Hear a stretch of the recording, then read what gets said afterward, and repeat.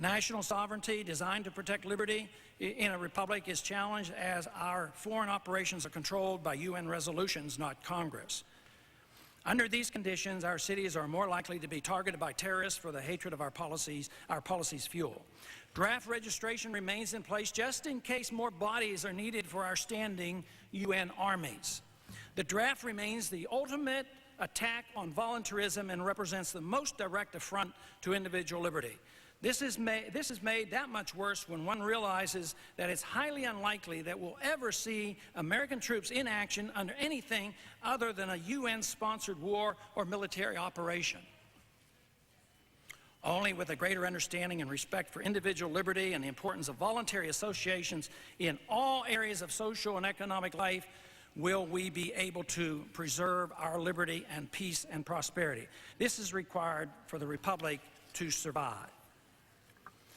As long as it is fashionable or humorous to refer to one who consistently defends individual liberty as a hobgoblin of little minds, our liberties will be threatened.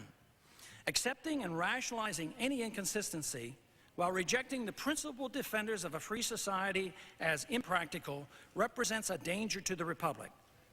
A strict adherence to the Constitution is surely not something that should be encouraged or tolerated, according to these critics. By insisting that all government action be guided by tolerance and compromise in any effort to protect liberty, it is only natural that strict observance to standards in other areas would be abandoned.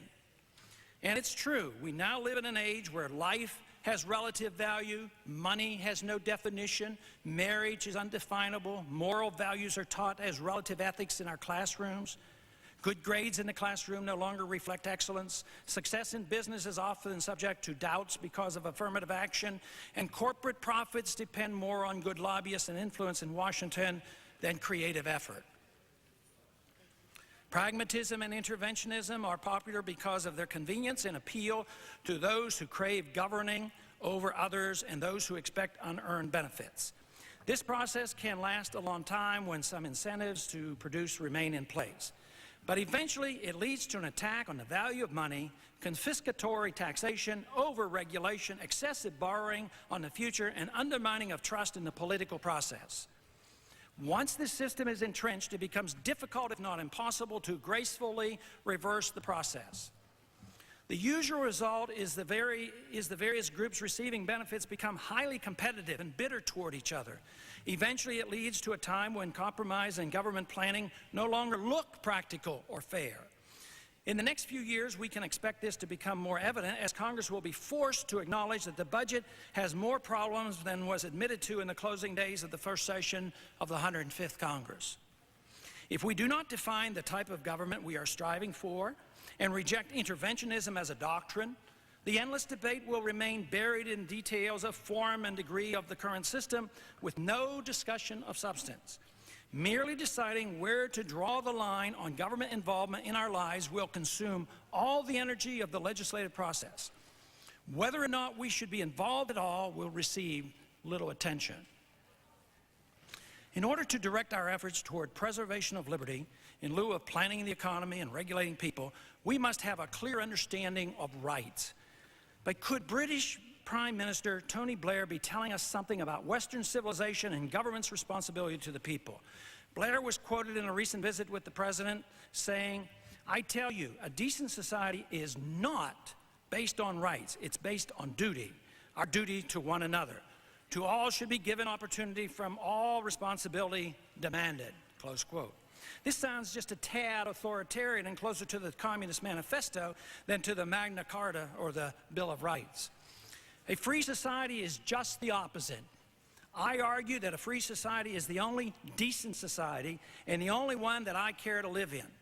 A free society depends entirely on personal rights for which all individuals are naturally entitled.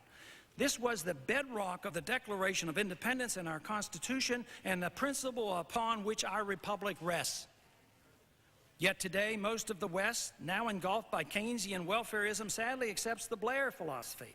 Duty and responsibility, as Blair sees it, is not the voluntary responsibility found in a free society, but rather duty and responsibility to the state. He's right about one thing: if duty to the state is accepted as an uncontested fact, rights are meaningless. And every day our rights are indeed becoming more threatened. We have come to accept it as immoral and selfish to demand individual rights. Today, rights are too frequently accepted as being collective, such as minority, gay, women, handicapped, poor, or student rights. But rights are only individual. Everyone has a right to life, liberty, and property, and it comes naturally or is a God-given gift. And the purpose of the state is to protect equally everyone's rights. The whole purpose of political action should be to protect liberty. Free individuals then, with a sense of responsibility and compassion, must then strive for moral excellence and economic betterment. When government loses sight of the importance of rights and assumes the responsibility reserved to free individuals and sets about to make the economy equally fair to everyone and improve personal nonviolent behavior, the effort can only be made at the expense of liberty, with the effort ending in failure. National governments should exist to protect individual liberty at home by enforcing laws against violence and fraud and from outside threats. The bigger and more international government becomes, the more likely it is that the effort will fail. The original challenge to the champions of freedom centuries ago was always to limit the powers of the king. Today, the challenge, every bit as great but harder to define, is to limit the power of democratic parliaments and congresses. Democratic elections of leaders is one thing, but obsession with determining all rights by majority vote has now become liberty's greatest enemy.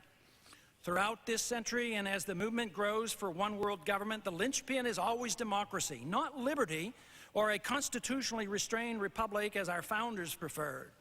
As long as the democratic vote can modify rights, the politicians will be on the receiving ends of bribes and money and will be the greatest influence on legislation. When government's sole purpose is to protect the lowliest of the minority, the individual, there will be no market for influence buying. Regulating the peddlers of graft will only make things worse, for the rules will further undermine the right of the individual to petition and seek his own redress of grievances. Detailed rules on political donations and lobbyist activities can easily be circumvented by the avaricious. Only a better understanding of rights and the proper role of government will alter the course upon which we have embarked. Political leaders no longer see their responsibility to protect life and liberty as a sacred trust, and the concept of individual rights has been significantly undermined throughout the 20th century. The record verifies this. Authoritarian governments in this, the bloodiest of all centuries, have annihilated over 100 million people their own. Wars have killed an additional 34 million, and only a small number of these were truly in the defense of liberty. The main motivation behind these mass murders was to maintain political power. Liberty, in many ways, has become the forgotten cause of the 20th century. Even the mildest mannered welfarist depends on government guns and threats of prison to forcibly extract wealth from producers to transfer it to the politically connected. These same government forces, this same government force is used by the powerful rich to promote from the programs designed to benefit them. The budgetary process and the transfer of wealth that occurs through monetary inflation is influenced more by the business, banking, and elite than by the poor. The $1.7 trillion budget is not an investment in liberty. The kings are gone, and I doubt we'll ever see another Stalin, Hitler, Pol Pot, or Mayo, but the majority in our legislative bodies now reign supreme with one goal in mind: maintaining power. To do this, they must satisfy the power brokers pretending they are humanitarian saviors while ignoring their responsibilities to protect liberty.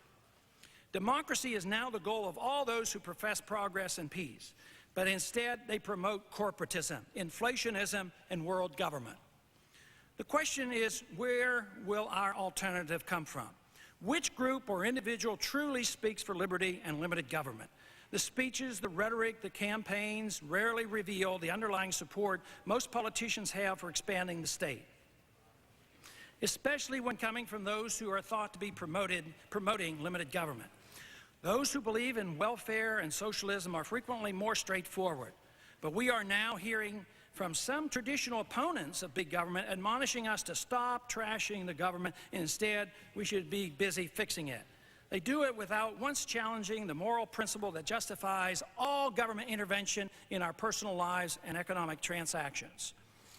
William Bennett strongly condemns critics of big government, saying, "Some of today's anti-government rhetoric is contemptuous of history and not intellectually serious. If you listen to it, you come away with the impression that government has never done anything well. In fact, government has done some very difficult things quite well, like reduce the number of elderly in poverty, pass civil rights legislation, ensure bank deposits, and ensure that air and water remains clean," close quote. Bennett's great concern is this: disdain of representative government, democracy, however, makes it virtually impossible to instill in citizens a noble love of country, the state rather than liberty.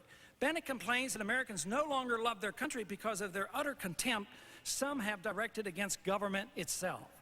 In other words, we must love our government ruled by the tyrannical majority at all costs, or it's impossible to love freedom and America.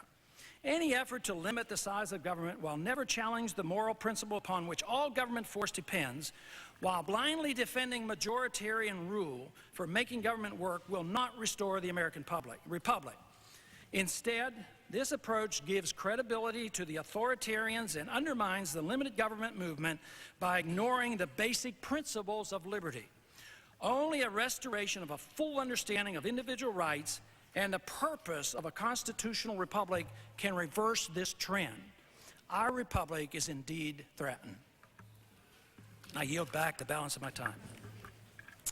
The gentleman yields back the balance of his time.